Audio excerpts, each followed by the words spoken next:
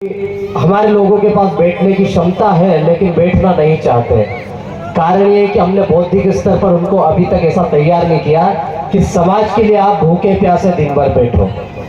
अब जितने लोग कार्यक्रम चालू करते हैं 15-20 दिन तक मेहनत करते हैं, प्रचार प्रसार करते हैं, वही लोग आखिरी में तक इस पंडाल के नीचे बैठते हैं। वही लोग दरी बिछाते हैं, वही लोग दरी उठाते हैं, वही लोग फ्लेक्स भी लगाते हैं, यही टेंट भी उठाएंगे और यही स्पीकर घर तक पहुंचाएंगे और आखिरी में सबको सही सलामत घर पहुंचने के बाद कल आपस में बैठ के बात करेंगे। सब वार्लो दिया कि हाँ वार्लो छे कार्यक्रम वार्लो ही अब बढ़िया है। तो उन सब के लिए एक बार तालियां बजा दो जो इतनी मेहनत करते हैं।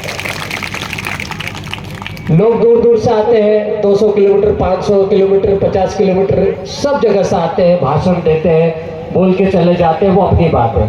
कार्यक्रम को तैयार करना अपने आप में बहुत बड़ा काम है।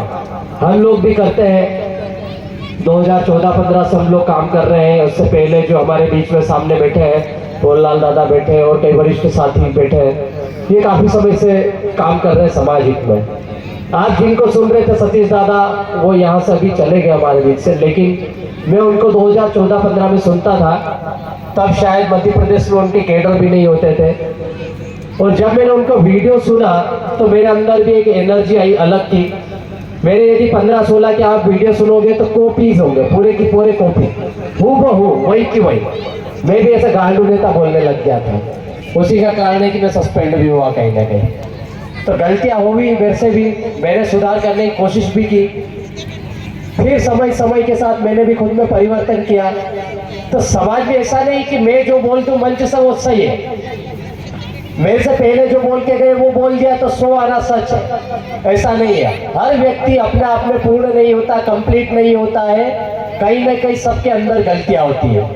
अभी बहुत सारे लोग देख रहे होंगे, बहुत बड़ा बड़ा नाम सुना नीतीश कुमार, ये तो कोई है जरा सा, कहाँ से आया, नौकरी कर रहा, सस्पेंड भी हो गया, नौकरी भी छोड़ दी, ये कैसा है, दिखता तो नहीं ऐसा। तो मैं आपको बता दूं, जिसके लिए आप बैठे हो आज, ये टंटा बिल भी ऐसे ही था, इसकी फोटो दिख रही पीछे, बिल्कुल दुबला पतला हमारे जैसा ही था। ये सभी लोगों का संघर्ष है कि आज बहुत ही अंदर एक कार्यक्रम हो रहा है, बड़े खैड़े में कार्यक्रम हो रहा है। अक्सर हम लोग देखते हैं बड़े बड़े कार्यक्रम का होते हैं, बाजार में होते हैं, मंडी प्रांगण में हो रहे हैं, किसी ग्राउंड में हो रहे हैं, किसी गार्डन में हो रहे हैं, किसी ऑडिटोरियम में हो रहे हैं। लाखों रुपए पैसा खर्च करके लाखों लोगों को लाया जाता है, बड़े बड़े भाषण दिए जाते हैं, एलईडीज लगती है, सब्जी पूड़ी भी मिलती है, सारी व्यवस्था रहती है, आपको लाने से ले जाने तक की पूरी व्यवस्था रहती है। लेकिन जब समाज के कार्यक्रम की बात आती तो कोई व्यवस्था नहीं रहती है। जो नीचे बैठे लोग रहते हैं, ये लोग पहले दिन से काम करते हैं, भूखे प्यासे दिन भर भटकते हैं, 10 रुपए, 50 रुपए, 100 रुपए, 500 रुपए चंदा इकट्ठा करते हैं, बड़ी मुश्किल से आयोजन करते हैं और उसके बाद में शासन प्रशासन का विरोध झेलना पड़ता है, तब जाके बड़े खैड़े में इतनी बड़ी सभा होती है। आपने बहुत बढ़िया कार्यक्रम किया, हमने देखा बहुत छोटी सी मूर्ति स्थापित की आपने, तो ये कहने को बहुत छोटा गाता है, आपकी नजरों में हो सकता है कि वो इतनी बड़ी मूर्ति है, लेकिन ये गाता छोटा मोटा नहीं है।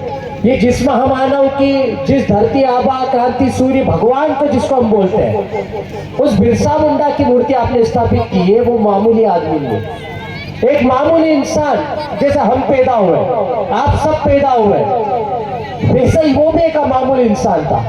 एक आम इंसान से भगवान बनने की कहानी है। ये फोटो में जो दिख रहा है ना, आधे कपड़े वाला, पगड़ी पहन के, हाथ में बड़ा सा लकड़ा ऊपर लेके बैठा है, खड़ा है, तो ये आम इंसान से, आम बच्चे से भगवान बनने की कहानी है भगवान बिरसा मुंडा।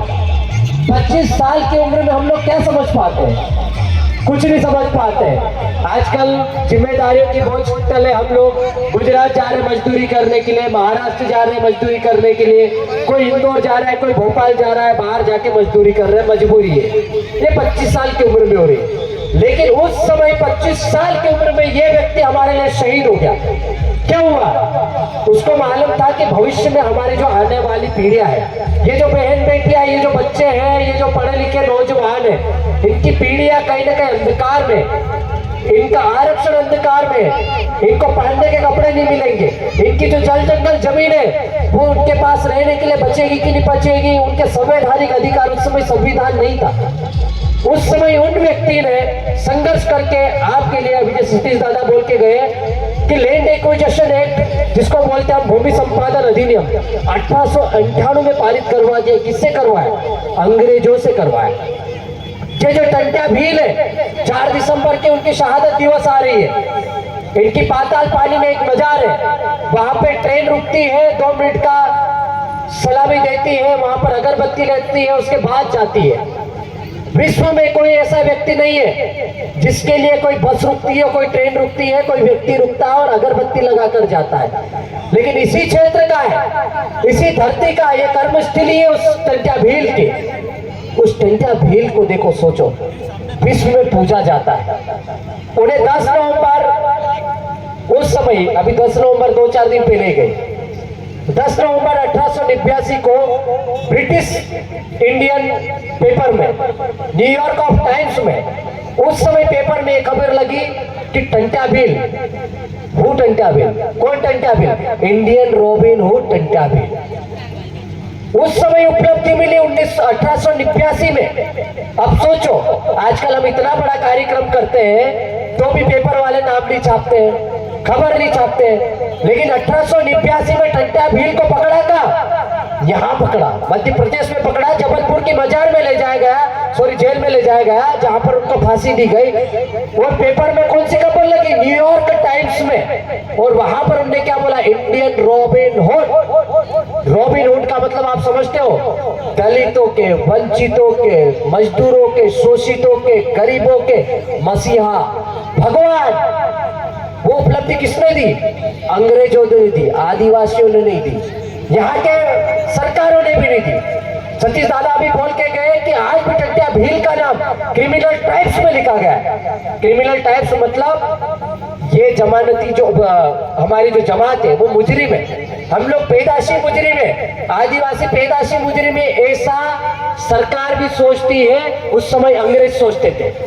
और उसी का कारण था कि इन्होंने 1871 में बड़ा कानून बनाया था कि अंग्रेजों के दर पर जाना पड़ता था, उनकी चौकियों पे जाना पड़ता था। हमारी बहन बेटियों को, हमारे व्यक्तियों को जो भी आंदोलन में भाग लेते थे, और रोज वहां पर जाके सलामी देनी पड़ती थी, हाजिरी देनी पड़ती थी। बहन बेटियों का हमारा शोषण होता था।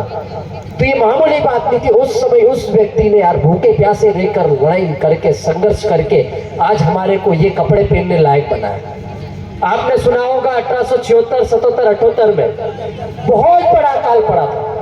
डाले डाले आज भी हमारे गांव में बोलते थे, और सर खतरनाक कल आवलू करके सूखा पड़ा था, पहनने को कपड़े नहीं, हड्डियां हमारी स्पष्ट दिख रही थी। 2-2 दिन में, 3-3, 4-4 दिन में, हफ्ते भर में एक टाइम का खाना मिलता था। खाना जब अनाज खत्म हो गया तो हमारे लोग फल फ्रूट खाने लग गए, बेर खाने लग गए, वो भी खत्म हो गया तो पेड़ों के छाले खाने लग गए। ऐसी परिस्थिति में हमारे लोगों ने संघर्ष किया। 1 करोड़ लगभग लोग मरे थे उस समय, 1876 की बात बता रहा हूँ। उस समय अंग्रेजी शासन काल था, और जो खंडवा क्षेत्र में टंट्या भील का जो कार्यस्थल था, कर्मभूमि थी, वहां पर जितने भी साहूकार लोग थे, हिम्मत पटेल जैसे बड़े बड़े लोग थे जिनके खजाने भरे हुए थे, वहां पर टंट्या भील ने फिर बाद में सोचा कि यार ये हमारे लोग भूखे प्यासे मर रहे हैं और ये लोग हमारे साहूकार लोग शोषण कर रहे हैं, हमारी बहन बेटियों के रकम गिरवी पड़ी हुई है, जमीनें गिरवी पड़ी हुई है, अनाज के गोडाउन भरे हुए, सब क्या रातम रात छापे मारने चालू किए, अनाज निकाला। अंग्रेजों की भी जितनी भी बोगियां जाती थी, ट्रेनें जाती थी, बैलगाड़ियों में अनाज भर के जाता था, सब लूटा, सब छीना और सब गरीबों में बांटा गया। तो ये टंट्या भील को टंट्या मामा ऐसे ही नहीं बोलते। हमारी बहन बेटियों को शादी करवाने से लेकर, उनके घर बसाने से लेकर, उनको अनाज देने से लेकर, उनको कपड़े पहनाने से लेकर, उनको जिंदा रहने तक का, जिंदा रखने तक का काम टंट्या भील ने किया। और इसीलिए उस समय से टंट्या भील को मामा कहकर हमारे बच्चे बोलने लग गए, बहनें उनको राखी बांधने लग गई। लेकिन बड़े अफसोस की बात है कि टंट्या भील को जो बहन राखी बांधती थी, हेलो, उसी के पति ने, ये साथी हमारे पीछे जो है, हमारे कुछ वक्ता और बच्चे हैं, उसके बाद में एक सामुदायिक नृत्य करेंगे, कोई जाएंगे नहीं, अभी डीजे नहीं बजाएंगे जब तक हमारे वक्ता पूरी अपनी बात नहीं रख ले। शेष वक्ता नितेश भाई को से अनुरोध है अपनी बात थोड़ी साइड में जी बिल्कुल करने का प्रयास करें। तो पूर्व वक्ता ने बहुत सारी बातें बोल दी है, मैं कुछ ही चीजें हाईलाइट कर रहा था, शायद हो सकता मैंने नहीं सुनी और किसी ने बोल दी हो, लेकिन मैं उसको पूरी करने की कोशिश कर रहा था। तो इतना बड़ा संघर्ष था और आज हम सोचते हैं कि मेरी नौकरी चले जाएगी तो क्या होगा, मैं दार की कर रहा हूँ, मेरे को निकाल देंगे तो क्या होगा, मेरा साहूकार नाराज हो जाएगा। और जो हमारे तुच्छ आंडू पांडू नेता लोग तो टिकट के चक्कर में अपना सामान सब गिरवी रख देते हैं, अपना ईमान गिरवी रख देते हैं। तो हमारी लड़ाई आज किसी व्यक्ति से नहीं है, जाति से नहीं है, धर्म से नहीं है, किसी संप्रदाय से नहीं है। हमारी लड़ाई सिर्फ और सिर्फ आदिवासी विरोधी उन लोगों से है जो आदिवासियों को निपटाना चाहते हैं, जो आदिवासियों को खत्म करना चाहते हैं, जो हमारी संस्कृति सभ्यता परंपरा को खत्म करना चाह रहे हैं। इसीलिए हमारी बहन बेटियों को हम लोग तैयार करके लाते हैं, समाज के कार्यक्रम में नचवाते भी हैं, ताकि लोगों को पता चले कि हमारी संस्कृति ये है। आदिवासी नाचता भी है, मरते हुए भी नाचता है, जीते हुए भी नाचता है, गम में भी नाचता है, खुशी में भी नाचता है। तो ये हमने दुनिया को सिखाया है कि जिंदा कैसे रहना है। तो इसलिए हम लोग समय समय पर हमारी परंपरा को निभाते हैं और आज हर जगह गांव-गांव में मूर्ति स्थापित कर रहे हैं, प्रतिमा स्थापित कर रहे हैं, फोटो लगा रहे हैं, छोटे छोटे कार्यक्रम कर रहे हैं, बैठकें कर रहे हैं, शिविर कर रहे हैं, जयंतियां मना रहे हैं और बड़े बड़ी सभाएं भी कर रहे हैं। उसका कारण ये है कि जनजागृति के माध्यम से जितने भी लोग इस समाज के साथ जुड़े, ये समाज की जो अंतिम पीढ़ी बैठी है इस मंच के बैनर तले, इस पांडाल के बैनर पे, वो ही पीढ़ी आगे लड़ पाएगी समाज को बचाने के लिए।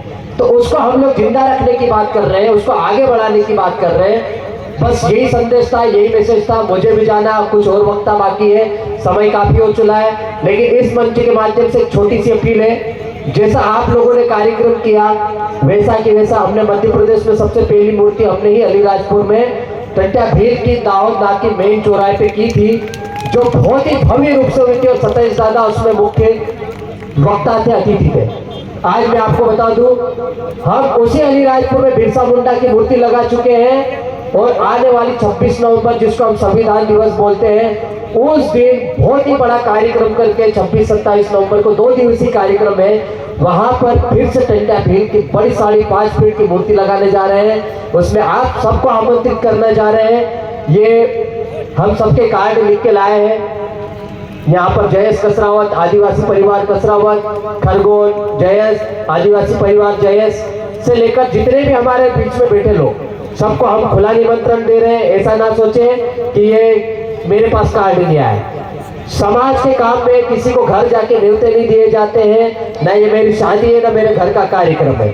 हम आपको खुले मंच से खुला निमंत्रण दे रहे हैं। आप सभी आए, परिवार के साथ आए, हमारा क्षेत्र भी देखें, घूम फिर के जाए। पास में बहुत ही अच्छा डैम है, वो भी देख सकते हैं। ताड़ी का सीजन आ जाएगा, वहाँ ताड़ी भी मिलेगी। आसपास के क्षेत्र में सीधा भी है, बहुत सारी प्राकृतिक रूप से पूरा खूबसूरत क्षेत्र हमारा अलीराजपुर जिला। आप आइए, इस कार्यक्रम को सफल बनाइए। बस यही निवेदन है, यही अपील है। आपने मुझे सुना, इतना समय दिया, उसके लिए बहुत बहुत धन्यवाद। जोहार, जिंदाबाद, धन्यवाद।